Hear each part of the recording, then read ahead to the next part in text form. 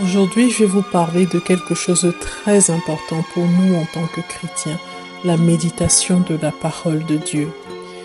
La Bible nous dit dans Josué 1, au verset 8, que ce livre de la loi ne s'éloigne point de ta bouche. Médite-le jour et nuit pour agir fidèlement selon tout ce qui y est écrit, car c'est alors que tu auras du succès dans tes entreprises, c'est alors que tu réussiras. Le Seigneur attache dans ce verset-là le succès, la réussite de façon générale au fait de méditer la parole de Dieu, de mettre la parole de Dieu dans sa bouche. Beaucoup de chrétiens ne pratiquent pas régulièrement cette activité dont leur vie dépend pourtant. La conséquence de cela, c'est que la vie surnaturelle de Dieu ne coule pas en eux. Il n'y a pas de distinction. La vie divine ne s'exprime pas. Beaucoup d'entre nous sommes donc frustrés car ce qu'on expérimente dans nos vies n'est pas en adéquation avec ce que Dieu révèle dans sa parole. Jésus disait, vous connaîtrez la vérité et la vérité vous affranchira. Méditer régulièrement la parole de Dieu libère en nous une puissance qui peut briser des liens sans même l'intervention d'un pasteur ou d'un quelconque autre homme de Dieu. Mais que signifie méditer la parole de Dieu en pratique? Méditer signifie murmurer, parler la parole.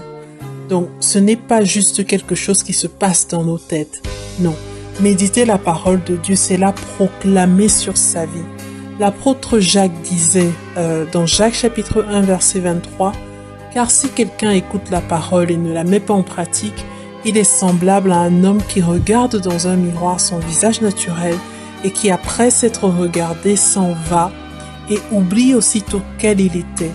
Mais celui qui aura plongé les regards dans la loi parfaite, la loi de la liberté, et qui aura persévéré, n'étant pas un auditeur oublieux, mais se mettant à l'œuvre, celui-là sera heureux dans son activité. » Méditer la parole de Dieu, c'est comme se mirer. C'est comme ça que je le vois. Méditer la parole de Dieu, c'est comme se mirer.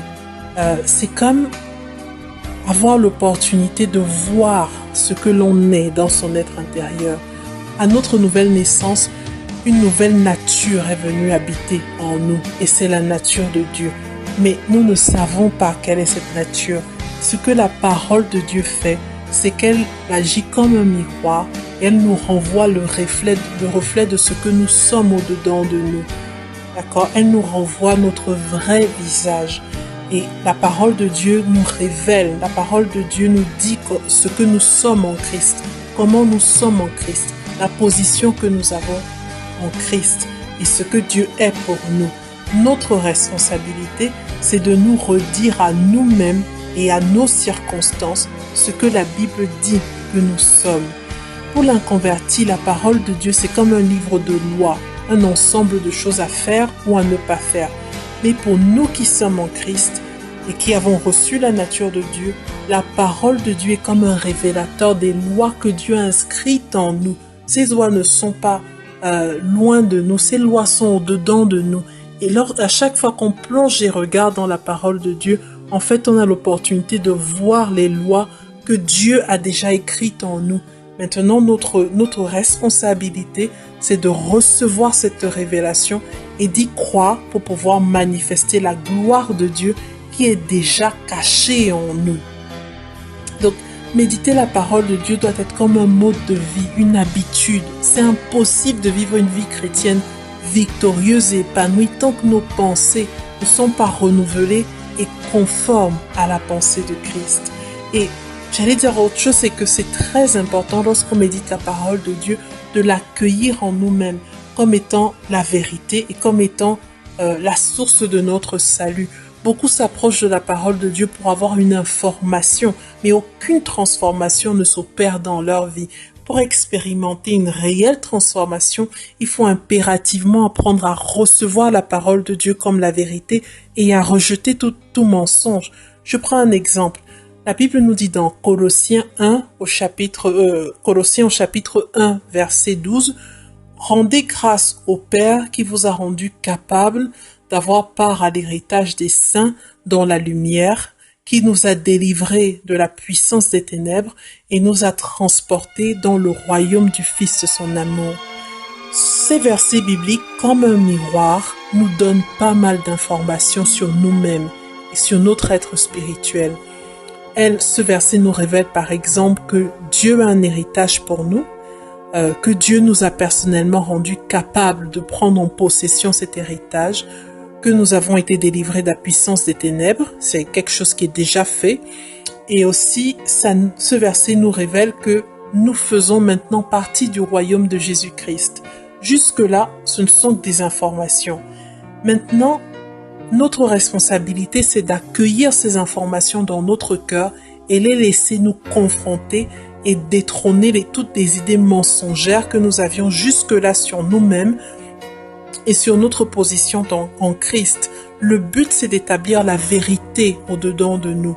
Et ça passe par le fait de contempler ces paroles, de méditer sur ces paroles, de murmurer ces paroles, de proclamer ce que Dieu nous a appris sur nous-mêmes. Cet exercice est déterminant pour marcher dans la victoire. Dieu lui-même nous ordonne expressément de le faire nuit et jour, c'est-à-dire constamment. Et parce que Dieu nous demande de faire ça parce qu'il sait pertinemment que sans cela, c'est très compliqué de tenir en face des ruses de l'ennemi. Et oui, nous sommes en Christ, mais nous avons contre nous un adversaire extrêmement rusé, expert dans l'art du mensonge, professionnel avisé, avec plus de 6000 ans d'expérience avec l'homme. Donc voilà quoi. C'est pas n'importe qui qu'on a face à nous. Et donc, prenons au sérieux les recommandations que Dieu nous donne. Dieu dit, tu méditeras ma parole jour et nuit. Ce n'est que comme ça que tu auras du succès dans tes entreprises. C'est comme ça que tu réussiras. La Bible nous dit, confie-toi de tout ton cœur en l'Éternel et ne t'appuie pas sur ta propre sagesse. Le fait est que beaucoup de chrétiens espèrent s'en sortir et s'épanouir dans leur vie sans respecter cette recommandation divine spécifique. C'est juste impossible. Ne soyons pas trop sages à nos yeux. Méditer, murmurer, confesser, proclamer la parole de Dieu, c'est un exercice que nous devons faire quotidiennement parce que notre vie en dépend. L'homme ne vivra pas de pain seulement, mais de toute parole qui sort de la bouche de Dieu. Voilà.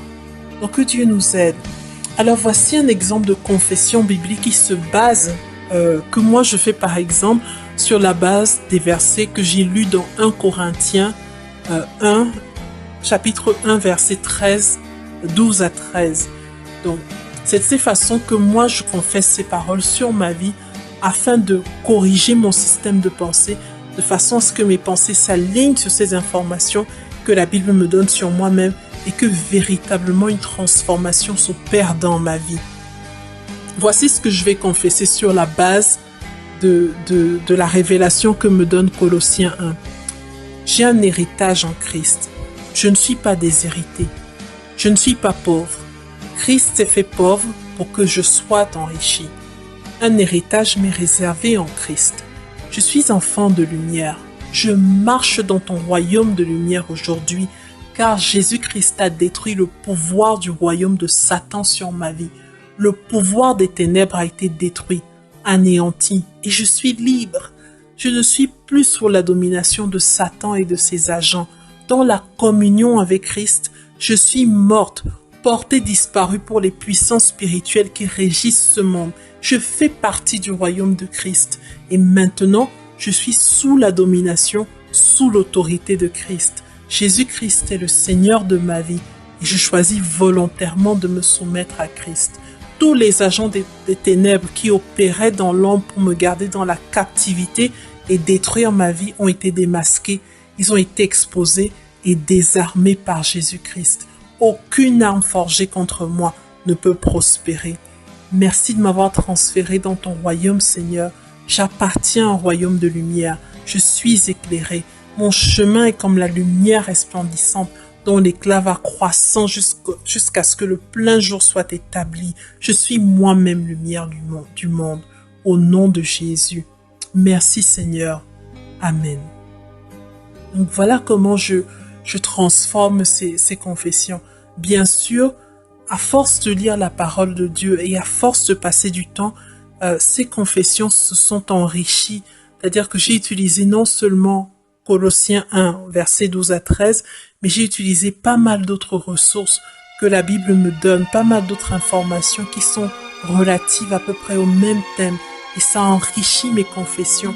De façon régulière, je proclame ces paroles, je médite ces paroles. Le matin, je reviens dessus. Je me le dis à moi-même. Je le redis constamment à moi-même. Quand il y a une circonstance qui arrive dans ma vie et qui n'est pas conforme à cette parole, je parle à cette circonstance. Je lui rappelle ce que Dieu dit de moi. Et voilà comment je suis fortifié. Voilà comment je suis équipé. Voilà comment la foi grandit en moi. Et par cette foi, je suis capable de saisir ce que Dieu a pour moi dans le monde spirituel. La Bible déclare que nous avons été bénis de toutes sortes de bénédictions spirituelles dans les lieux célestes en Christ Jésus. Mais ces bénédictions, c'est par la foi qu'on s'en empare. Et cette foi, elle vient de la parole de Dieu.